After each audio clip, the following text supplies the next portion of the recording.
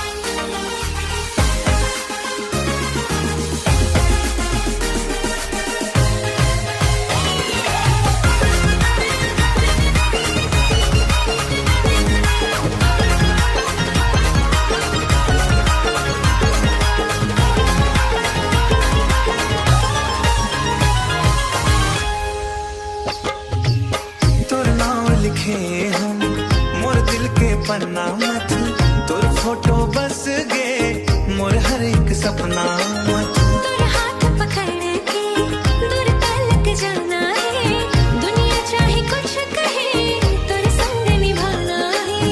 तै मोर धड़कन तै मोर जान तै मोर सपना तै मोर अरमान